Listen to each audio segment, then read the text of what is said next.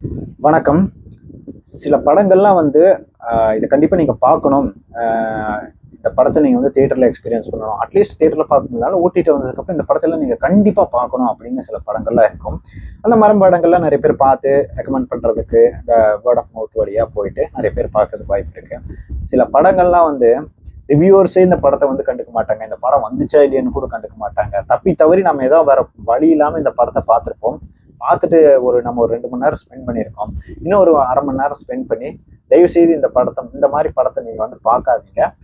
Time waste பண்ணாதீங்க. இன்னும் சொல்லப்போனா இந்த மாரி படத்தெல்லாம் எடுக்காதீங்கன்ற மாரி ஒரு சில படங்கள்லாம் இருக்கும். அப்படிப்பட்ட ஒரு படம் தான் இப்போ கொஞ்ச நாளைக்கு முன்னாடி ரிலீஸ் ஆயிருக்க லவ் ஓ லவ். இந்த படம் நெறைய பேருக்கு வந்ததுன்னு தெரியல. இந்த படத்துல நடிச்ச ஹீரோ உங்களுக்கு வந்து யாருன்னா, இதுக்கு முன்னாடி நீக்குன்னு ஒரு பெருங்காவியத்துல நடிச்ச பவிஸ் அவர்கள் தான் நடிச்சிருக்காரு. குட்டி தனுஷ் அப்படின்னு தான் சொல்ல முடியும். சரி, ஓகே. இந்த படத்தோட கதை என்னன்னா, அ ஆரம்பத்திலேயே கதாநாயகன் வழக்கம் போல அந்த இந்த மாரி படங்களுக்கே உண்டான ஒரு இன்ட்ரோடக்ஷன் குடுப்பாங்க இல்லையா? கண்டபடி குடிச்சிட்டு எங்கேயாவது படுத்திருப்பாரு. அதுக்கு ஒண்ணு கல்யாணம் நடக்கிற ஒரு சீனா இருக்கும். இல்ல இந்த மாரி ஏதோ ஒரு காட்சியா இருக்கும். உடனே ஒரு குண்டு கட்டா தூக்கிட்டு வந்து போலீஸ் ஸ்டேஷன்ல போடுறாங்க. அங்கே ஆஃபீஸரே பார்த்தீங்கன்னா செல்வராகவன். அதுக்கப்புறம் அங்கேயே மாதர் சங்கம் அந்த ஒரு ஹெட்டா ஒரு கம்ப்ளைண்ட் கொடுத்து அந்த ப்ராசஸ்க்காக இவங்க ஒரு கும்பலோட வனிதா விஜயகுமார் வராங்க. இந்த சீன் அப்பவே ஒரு 5 நிமிஷம் கூட இருக்காது. இங்கேயே வந்து எனக்கு இந்த படம் எந்த லட்சணத்துல இருக்கும்னு எனக்கு வந்து தெரிஞ்சிருச்சு. ஏன்னா இந்த படத்துக்கெல்லாம் நான் ட்ரெய்லர்லாம் பார்க்கல.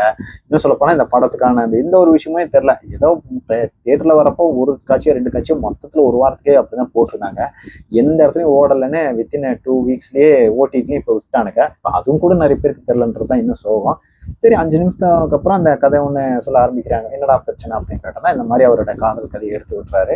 அதுல ஒரு மிடில் கிளாஸ் சேர்ந்த இவரு கடன் இல்லாம கே. வி. சிவகுமார் அப்பாவா இருந்துட்டு ஒரு நல்ல நார்மல் மிடில் கிளாஸ் ஃபேமிலியா இருக்காங்க. மாசம் 40,000 சம்பாதிக்கிறாரு பவிஸ்.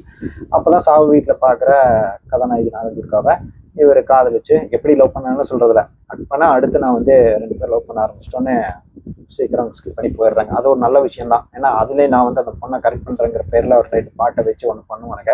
இதுலயும் வச்சிருந்தானுங்க சாவு வீட்டுல ஒன்று பண்ற மாதிரி. இன்னும் எத்தனை நாளைக்கு இதெல்லாம் பண்ணிட்டு இருக்க போறாங்கன்னு தெரியல. இந்த சாவு வீட்டுல நான் வந்து ஒரு பொண்ணை பார்த்து லவ் பண்றேங்கிறதெல்லாம் காலாவதியான கான்செப்ட். சரி, அதை வச்சு சரி ஏதோ லவ் பண்றாங்க. அதுக்கப்புறம் கதையை கொண்டு போறாங்க. ஒரு மாதிரி தெரியுது எதை நோக்கி கொண்டு போறாங்கன்னு. அந்த பொண்ணு ஓவரா இவரை ஸ்பெண்ட் பண்ண வைக்குது. பைக்கு ரொம்ப காஸ்ட்லியா வாங்க வைக்குது. தியேட்டர்லாம் போனா ரொம்ப காஸ்ட்லியா ஸ்பெண்ட் பண்ணி இவர் அதுக்காக கடனே வாங்காத ஒரு கிரெடிட் கார்டு வாங்குறாரு, பர்சனல் லோன் வாங்குறாரு. ஒரு மாதிரி ரொம்ப கடன்லாம் வாங்கி பிரச்சனையாகுது. ஒரு கட்டத்துல அவர் வந்து 2 பேரும் நம்ம கல்யாணம் பண்ணிக்கலாம்னு ரோட்டுக்கெல்லாம் கூப்பிட்டு போறாங்க. என்னென்னமோ ஆகுது. கடைசியில் ஒரு கட்டத்துல அவங்க அம்மா வந்து பொண்ணோட அம்மா வந்து சில பஞ்சாயத்து பிரச்சனைகள் பண்ணோன்னே இந்த விஷயம் 2 ஃபேமிலிக்கும் தெரிஞ்சு பெரிய ஒரு பிரச்சனையாகுது. அதுக்கப்புறம்லாம் என்னாச்சு, இவரு அந்த கடன்ல இருந்து வெளியே வந்தாரா இல்லையா, அந்த கடன் என்ன பிரச்சனையாகுது, கடைசியில் கதாநாயகோட திரும்ப சேர்ந்தாரா இல்லை அப்படியே விட்டு போயிட்டாங்களா, இவங்க ஃபேமிலி கூட ஒரு பிரச்சனை வந்துருச்சு, அதுல என்னாச்சுன்றது தான் மிச்சப்படுத்துற கதை. ரொம்பலாம் இந்த கதையை நான் சொல்ல விரும்பல. இதை போயிட்டு எக்ஸ்பிளைன் பண்ணிட்டு இருக்க விரும்பல. எந்த லட்சணத்துல இருக்குன்னு மட்டும் சொல்றேன்.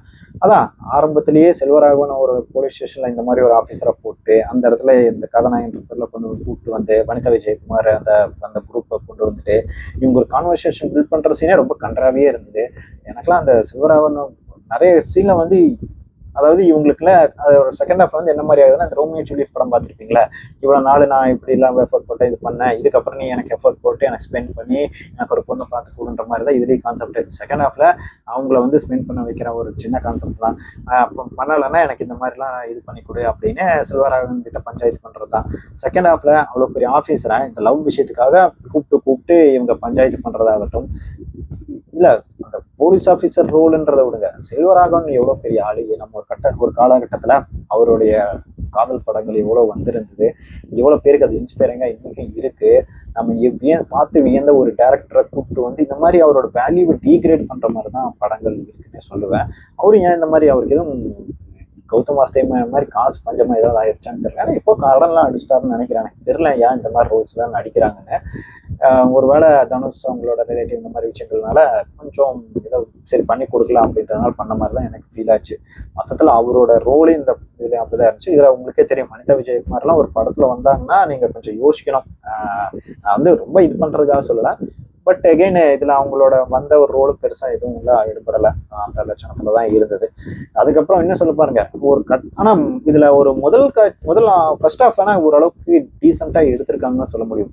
அவங்க சொல்ல ஒரு இன்டென்ஷன் ஃபர்ஸ்ட் ஹாஃப் ரொம்பவே நல்லா இருந்தது. எந்த மாதிரிலாம் ஸ்பெண்ட் பண்ணி முக்கியமா பார்க்கணும், ஊர்ல திருந்தாம வேற வேலை வெட்டி இல்லாம ஏதோ ஒரு பொண்ணை பிடிச்சி அந்த பொண்ணுக்காக நான் எல்லாம் பண்றேன்னு கடன் வாங்குறது, பைக் வாங்குறது, கொண்டு போய் எல்லா இடத்துலையும் கொண்டு போய் இவனுக்கெல்லாம் மொய் எடுத்துறதுன்ட்டு எல்லா வேலையும் பார்த்துட்டு கடைசியா டாடா காமிச்சு போனதுக்கப்புறம் உட்காந்து நாசமா போறது, பில்லு கட்டுறது, இஎம்ஐன்னு சுத்திட்டு கத்திட்டு இருப்பானுங்களே, அவனுக்கெல்லாம் முதல் பாதியை மட்டும் பார்த்துட்டு என்ன மாதிரி பிரச்சனைகள் வரும் குடும்பத்துலன்ட்டு மூடிட்டு அப்படியே முதல் பாதியோட போயிட்டு அடுத்த வேலையை பார்க்கறது நல்லது. ஏன்னா ரெண்டாவது பாதியில சரி ஏதாவது இதுக்கு ஒரு சொல்யூஷன் கொடுப்பாங்கன்னு பார்த்தா அந்த பொண்ணை வந்து எல்லாத்தையும் ஸ்பெண்ட் பண்றங்கிற பேர்ல ஒரு சில காட்சிகள்ல வச்சிருந்தாங்க. அந்த பொண்ணுகிட்ட போய் நீ வந்து ஒயின் ஷாப்ல எனக்கு சரக்கு வாங்கிட்டு வா பிளாக்ல, இன்னும் இந்த மாதிரி என்னோட இஎம்ஐ எல்லாம் கட்டு, இதாவது ஒருத்தங்களோட ஆஃபீஸ்க்கு இன்னொருத்தங்களுக்கு இந்த மாதிரி எந்த லட்சணத்துல வந்து ஆக்சஸ்லாம் கொடுக்குறாங்க, 2 பேர் ஆஃபீஸ்க்குள்ள வந்து இதெல்லாம் எடுத்து காமிக்கிறது, இந்த மாதிரி ரொம்ப மோசமான காட்சிகள்லாம் இருந்தது. நிறைய இடத்துல வந்து அந்த கதாநாயகன் நம்ம விட்டே வச்சுட்டு 2 பேரையும் சேர்த்து செவிலியே விட்டு எல்லாம் உன் பொண்ணுக்கு தான் செலவு பண்ண பாரு, இதுல இருந்து எல்லா ஸ்டேட்மெண்ட்டும் பாருன்னு காமிச்சு ஃபர்தரா ஒன்று பண்ணாம ஏதோ L3 இந்த மாதிரி விஷயங்கள் கான்செப்ட்லாம் கொண்டு வந்து ரொம்ப மட்டமாக தான் அது ரெண்டாவது பாதியெல்லாம் கொண்டு போயிருந்தான்னு சொல்ல முடியும். இன்னும் சொல்லப்போனா இந்த படத்துல நல்லாவே கொண்டு போயிருக்கலாம். ஒரு இன்னும் சொல்ல போனா ஒரு நல்லா ஒரு எஸ்டாப்ளிஷ் கூட விடுங்க, ஒரு பேசிக்காக ஒரு நல்லா நடிக்கிற கொஞ்சம் ஃபேஷியல் எக்ஸ்பிரஷன்லாம் கொடுக்குற ஒரு லீட் ஆக்ட்ரஸை கொண்டு வந்து போட்டு டீசெண்டாகவே இந்த படத்தை கொண்டு போயிருக்கலாம். ஆனால் எவ்வளோ ஒரு ரைட்டிங் எவ்வளோ கேவலமாக இருக்கும், ஒரு கதாநாயகியை சூஸ் பண்ணுறதாகட்டும், ஒரு படத்தை எந்த மாதிரி டைமில் ரிலீஸ் பண்ணக்கூடாது, எந்த மாதிரி ப்ரொமோஷன் பண்ணக்கூடாதுன்றதுக்கெல்லாம் இந்த படம் ஒரு எக்ஸாம்பிளாக தான் இருந்தது. ஏன்னா இந்த படம் ரிலீஸ் பண்ண டைமும் தப்பு, சரியா? இதெல்லாம் எப்படி எடுக்கிறானுங்க இவனுக்கு, இவங்களுக்குள்ள எப்படி காசு கிடைக்குது, படத்துல எந்த பாட்டும் வரக்கூட்டாங்க. ஆனா ஒரு 10 நிமிஷத்துக்கு ஒரு டைம் வழக்கம் போல இந்த ரீசெண்டா வரக்கூடிய ரோம் காம்ஸ் எல்லாம் ஒரு பாடல்கள் வரும். ஹீரோயின் பார்த்தோன்னா அது உஷார் பண்றதுக்கு ஒரு பாட்டு, உஷார் ஆனவொன்னா 2 பேர் வழக்கம் போல சென்னையில இருக்கக்கூடிய மால்ஸு, தியேட்டர், பீச்சு இந்த மாதிரி சுத்துறதுக்கு இந்த காஸ்ட்லி ரெஸ்டாரண்ட்ல தான் போய் நொட்டுவானுங்க. ஹீரோ பார்த்தீங்கன்னா ரொம்ப மிடில் கிளாஸ் இதாக தான் இருப்பான்.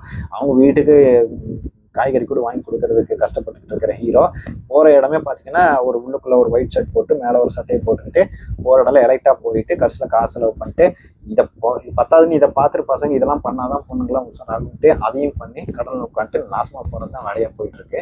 ஆனால் இந்த மாதிரி ஒரு பேக்கேஜ், ஸ்டார்டர் பேக்கேஜ் வழக்கமாக தனுஷ் படங்களுக்கே உரித்தான ஒரு ஸ்டார்டர் பேக்கேஜ் இருக்கும். ஒரு மிடில் கிளாஸு அந்த ஒரு அப்பார்ட்மெண்ட் கவர்மெண்ட் குவார்ட்டர்ஸு, அப்புறம் அங்கே ஏதோ ஒரு இடத்துல அந்த மிடில் கிளாஸ் பற்றின ஒரு டயலாகு, அவங்களோட கஷ்டத்தை எஸ்டாப்ளிஷ் பண்ணிட்டு கதாநாயகிட்ட போயிட்டு இல்லை கதாநாயகியோட அம்மாவோ அந்த குடும்பத்தினர்கிட்ட போயிட்டு நாங்கள் எவ்வளோ கஷ்டப்படுறோம் தெரியுமான்னு வாயை ஒரு மாதிரி வச்சுக்கிட்டு டைலாக் பேசுறது ஒரு பேக்கேஜெல்லாம் இதுலேயும் கொண்டு வந்து ஏதோ புகுத்துற மாதிரி இருந்தது. அட்லீஸ்ட் அந்த ஆங்கிளையாவது படத்தை கொண்டு போகாமல் ரெண்டாவது பாதியிலலாம் என்ன இளவிடான்ற மாதிரி தான் போகிற மாதிரி இருந்தது. சுத்தமாக இதே தெரியல. இது எல்லாத்தையும் தாண்டி கிளைமேக்ஸில் ஒன்றத்தை வச்சு முடிச்சுட்டு அதுக்கப்புறம் அந்த இழுத்து போகிற அப்புறம் இன்னொரு சீன்லாம் வைக்கிறானுங்கள, எந்த அளவுக்கு நீங்க ஒரு மோசமா படம் எடுக்கிறீங்க, இதெல்லாம் ரோம் காம்னு சொல்லி தெரியுறானுங்க. வருஷத்துக்கு ஒரு 25 படம் இப்படி ஒன்று வந்துடுது.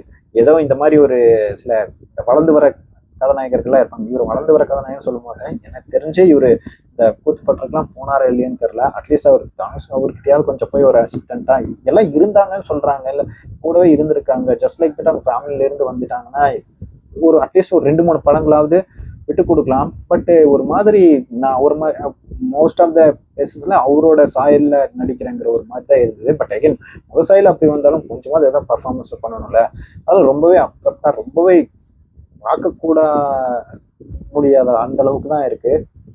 இதெல்லாம் முடிஞ்ச வரைக்கும் அவர் மாத்திட்டேன்னா அவருக்கு அடுத்தடுத்த வாய்ப்புகள்லாம் கண்டினியூஸாக கிடைச்சி தான் இருக்க போகுது. கொஞ்சமாவது ஒரு கதையை வேற மாதிரி ஒன்றும் ட்ரை பண்ணலாம். இல்லை இந்த மாதிரி நிறைய ஆக்டர்ஸ் நம்ம சொல்லப்போனால் ஒரு விஜய் சேதுபதி ஆகட்டும், சிவகார்த்திகேயன் ஆகட்டும், யாருமே எடுத்தோடனே நான் பெரிய ஒரு ஹை பட்ஜெட் படத்தில் ஹீரோவாக தான் வந்து நடிப்பேன் அப்படின்லாம் யாரும் வரல. எல்லாருமே நீங்கள் பார்த்தீங்கன்னா ஒரு படத்தில் சின்ன சின்ன ரோல்ஸ் பண்ணி நிறைய ஸ்ட்ரகிள் பண்ணி ஒரு சப்போர்ட்டிங் ஆர்டிஸ்ட் பண்ணி ஒரு இடத்துல அவங்களுக்கு வர ஒரு கரெக்டான ஒரு கதாபாத்திரத்தை எஸ்டாப்ளிஷ் ஆனதுக்கப்புறம் ஒரு கதாநாயகனாக வந்திருக்காங்க. இன்க்ளூடிங் கவின்லேருந்து நம்ம பார்க்கக்கூடிய நிறைய ஆக்டர்ஸ் அப்படிதான். என்ன சொல்ல போனா ஒரு பிரதீப் ரங்கநாதன் எடுத்தோடனே வந்தோடனே தூக்கி வச்சா ஆகட்டாங்களா, ஒரு படத்தை டைரக்ட் பண்ணியிருக்காரு, எப்படி அந்த படத்தில் டைரக்ட் பண்ணும், எவ்வளவு விஷயங்கள் இருக்கு, அதுல ஒரு சின்ன ரோல்ல வந்துட்டு அதுக்கப்புறம் ரெண்டாவது படம் எவ்வளோ நல்லா எடுக்கணும்னு ப்ராப்பரா ரைட் பண்ணி எடுத்த ஒரு படமாகட்டும். இப்போ அஸ்வத் மாரிமுத்து அந்த மாதிரி தான் ஒரு எஸ்டாப்ளிஷ் ஆறு. இந்த மாதிரி அவங்களாம் வந்து ஒரு ரைட்டிங்னா என்ன, டைரக்ஷனா என்ன, ரோல் ஃபர்ஸ்ட் எப்படி எவ்வளோ கஷ்டமாக இருக்கும். அந்த மாதிரிலாம் விஷயங்களை பார்த்து வர்ற ஒரு இடத்துல இந்த மாதிரி நம்ம சில படங்கள் பார்க்குறப்போ, இன்னும் சொல்லப்போனால் இப்போது இந்த ட்ரெண்ட் ஆகிற காமெடிஸு சில பஞ்சஸ்லாம் வச்சு மட்டுமே 4-5 காமெடி அங்கங்கே பிச்சு போட்டு ஒரு 6-7 பாட்டு இந்த மாதிரி போட்டு விட்டு கலர்ஃபுல்லாக விஷுவலை காமிச்சா போகுதுன்ற மாதிரி தான் இருக்கானுங்க. ஆனால் ரொம்பவே பேடாக போயிட்டுருக்கு இது.